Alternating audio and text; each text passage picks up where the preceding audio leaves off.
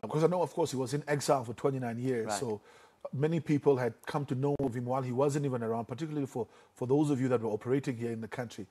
So talk to him about the first times that you've heard about him and then the first time that you actually personally met him.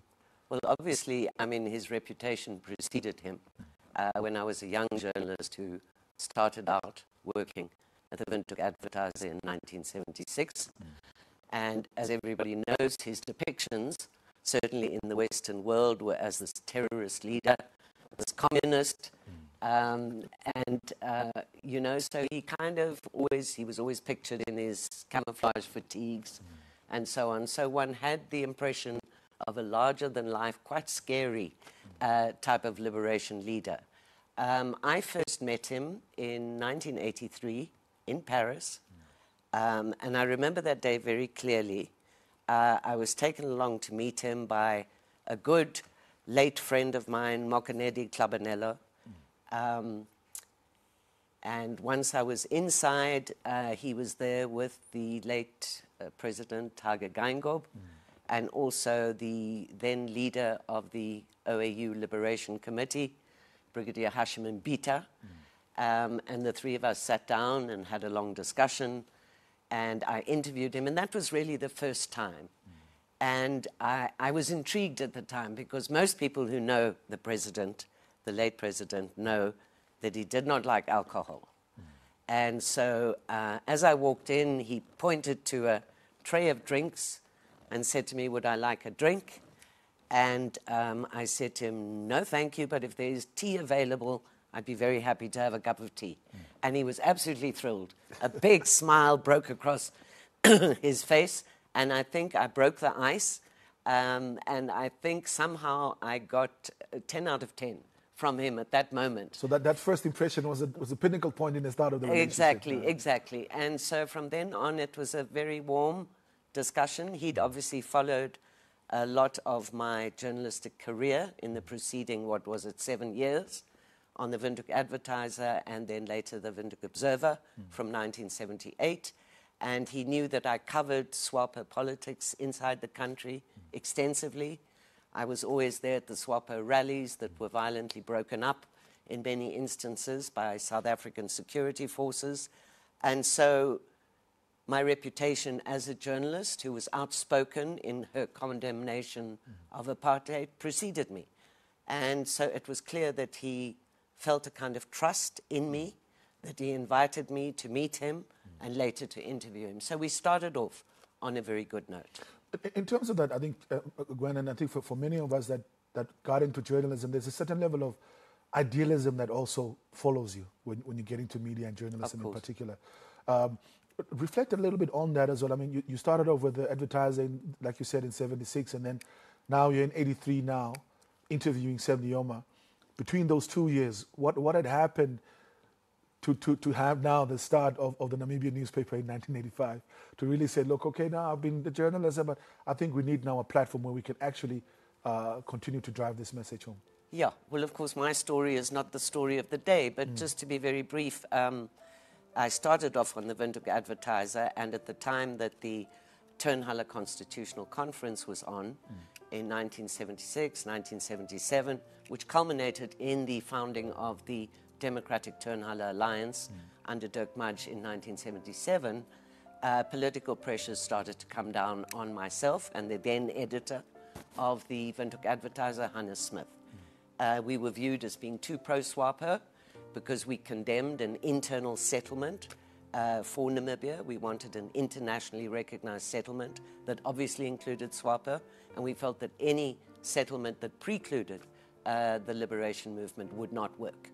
And so we were very outspoken and critical about that, and so eventually we learned that the DTA, or forces behind the DTA and slush funds from South Africa, were taking over the Advertiser.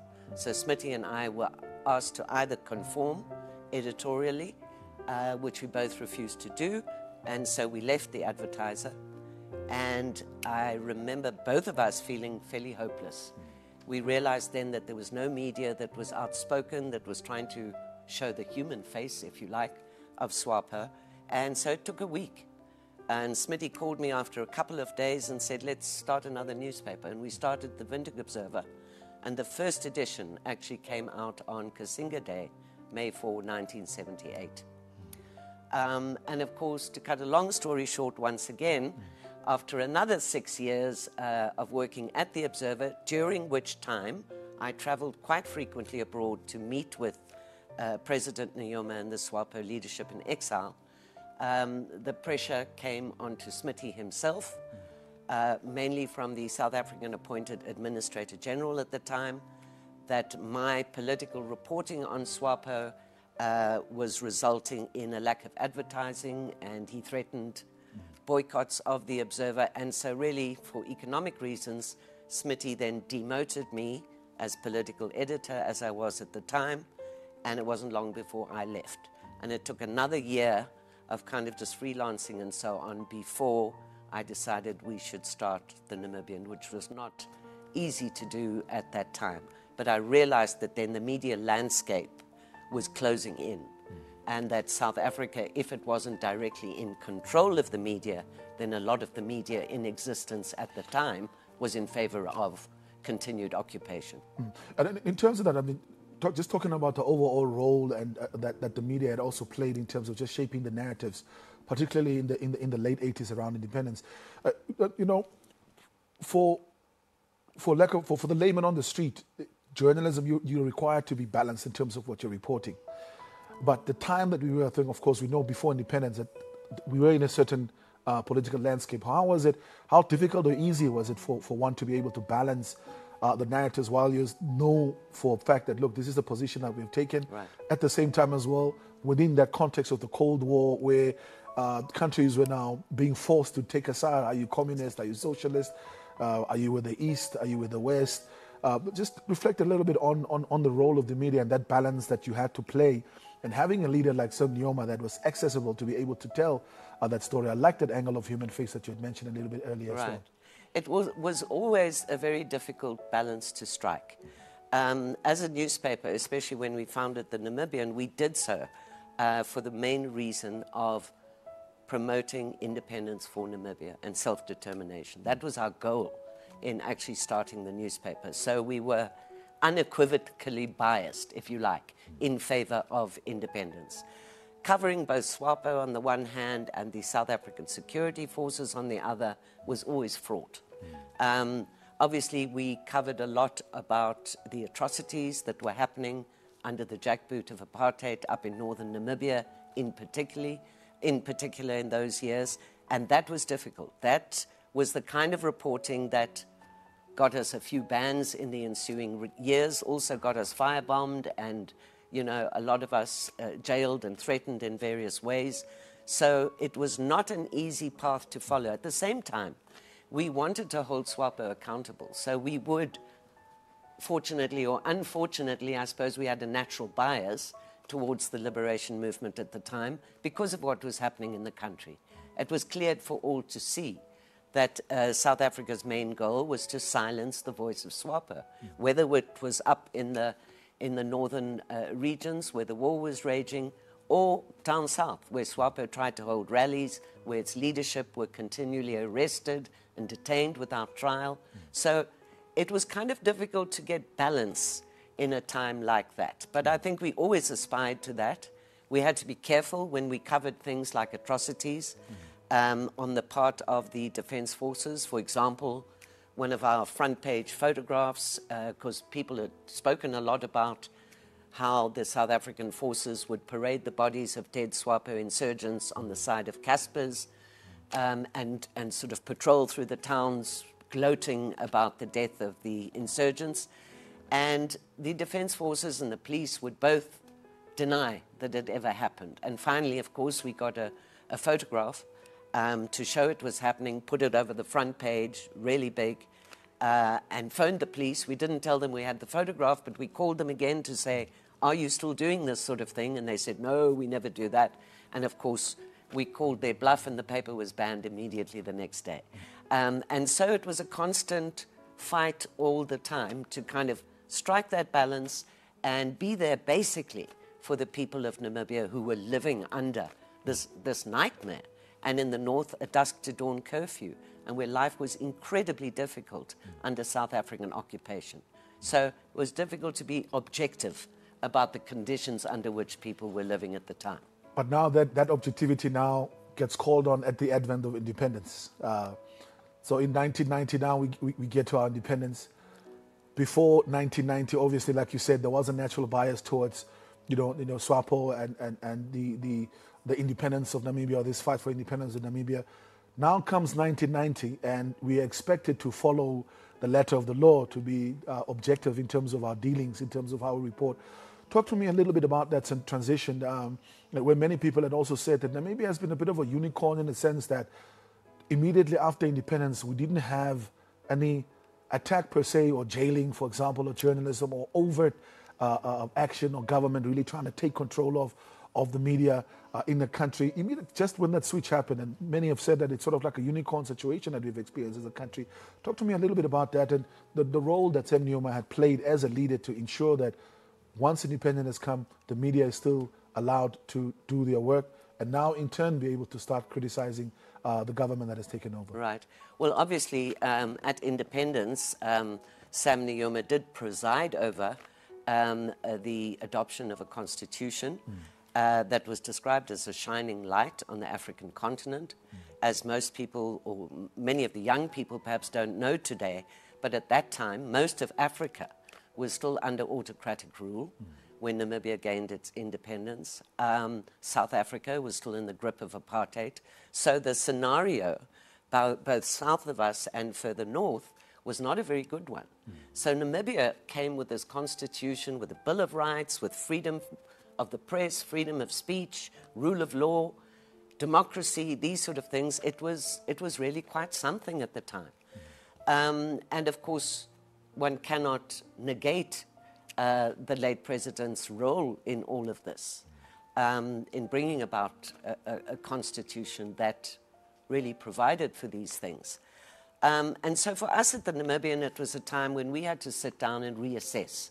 When we started the newspaper in 1985, we didn't really know or think that we would actually make it until independence. I mean, the threats came at us from all sides, but we did.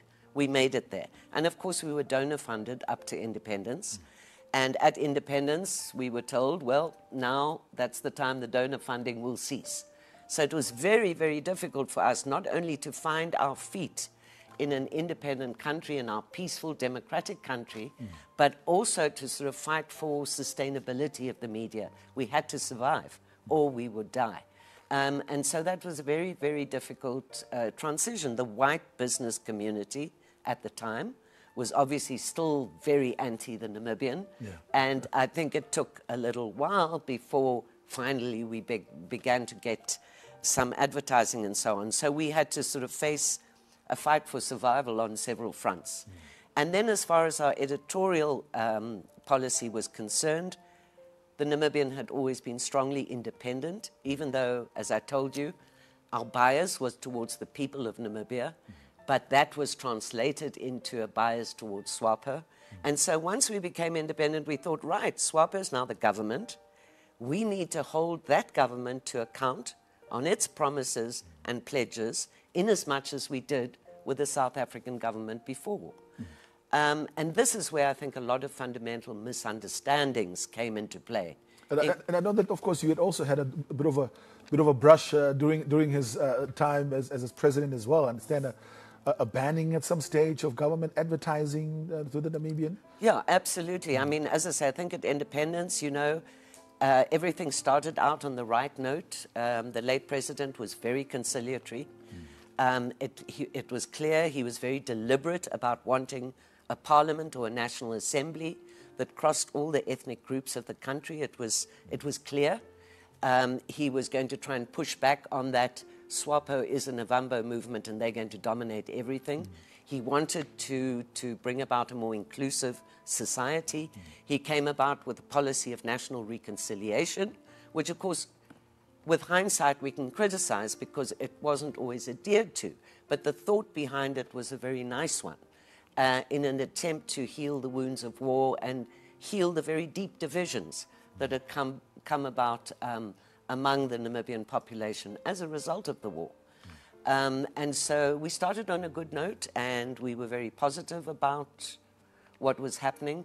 But it wasn't long until, obviously, we had to start keeping SWAPO to account. And I know in the earlier interview, you mentioned, among others, the sort of foray into war in the DRC, which was Nujoma's decision to go and prop up, if you like, late President Laurent Kabila.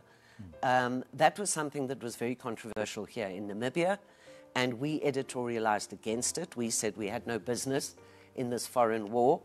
And there were other issues where slowly but surely we kind of butted heads with the late president on a number of issues. It included that. It also included, because of his very close relationship with late President Robert Mugabe of Zimbabwe, the sort of who started attacking gays there, so Nujoma followed suit in Namibia. So editorially speaking, there were a couple of areas where we began to sit and criticize government and what was happening and hold them to that Bill of Rights that we'd been so proud of to have in Namibia.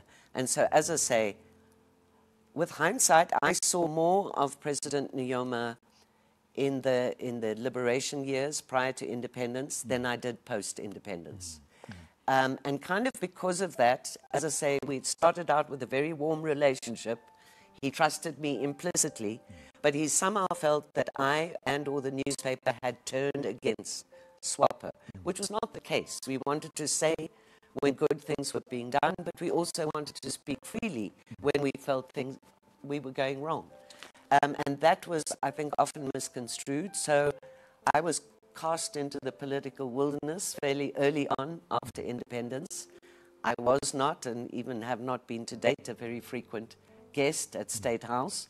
That included President Nujoma, President Pahamba, and President Geingob. I think I can count on the fingers of one hand the times that I've been there. But it was because I was then construed as being anti-government. And of course, just after independence, when I was offered the post of Minister of Information and Broadcasting by SWAPO, and I turned it down, that I think I kind of really put myself in the wilderness after that. And if you're not with us, you're against us, was kind of something like the feeling that abounded. But I must say, going back to President Nujoma, I was very delighted and very thankful. Although in the intervening years when we've not really been on speaking terms, there were times I tried to get to see him. They weren't successful, but when the president was diagnosed and was in hospital with COVID, late President Geingob invited me to go along with him and fellow cabinet members to meet with President Nujoma in hospital at the time. And that same old smile that I saw in 1983 was again on his face when we met in the hospital. So I was very pleased in a way that we kind of had a rapprochement of sorts after decades of kind of working together and then not being on the best of terms. I think, Gwen, just in conclusion, we know, of course, that we have, as a country, collectively maintained quite a good standing when it comes to press freedom since independence. No journalists really had been ostracized to that extent where they've been jailed and so forth, like we've seen in other countries. What is how do you want him to be remembered within the media space, particularly by a lot of the young journalists that might not be familiar with the kind of work that had to go in, particularly from political leadership, to bring us to the standard of media freedom that we're enjoying here in the country, and the standing that we have built in terms of reputation globally? Well, I think it's safe to say that commitment to press freedom, it's not always been perfect, as I've outlined to you, even the ban on the Namibian and so on, has really been fairly intact since the moment of our Constitution's adoption back in 1989. I think SWAPO have held quite true to press freedom. I often wonder how much it had to do with the fact that there was an outspoken voice within Namibia in favor of self-determination and independence back in the day that warmed SWAPO, if you like, to the fact of media freedom. But I think generally speaking, we've kept true to that. It is absolutely true to say that there have been no arbitrary arrests of journalists and certainly no deaths since independence. Things are not perfect. And as you know, the media has its own struggles right now. And I think going forward, it would be great if the government, which made a very strong commitment, also when we adopted the Windhoek Declaration on a free and independent African press in 1991, that commitment was especially held close by President Geingob, who was probably the first president to be outspokenly in favor of press freedom. It's not to say he always liked the media. Politicians very seldom always do. But the fact was he held true to that. And I'm hoping with the new dispensation coming in March that commitment will hold true going forward. Thank you very much, Gwen, for making time out to join me this afternoon. Thank you, Ricardo. Well, veteran journalist, pioneering journalist, whichever word you want to use. Of course, there's no conversation that we can have about the history of media in our country without bringing in Gwen Lister to reflect a little bit on that. Of course, talking to us about her personal relationship with the president before independence and just the shaping of the media under his leadership right after independence. Stay with us as we continue to cover the life and times of this liberation struggle icon.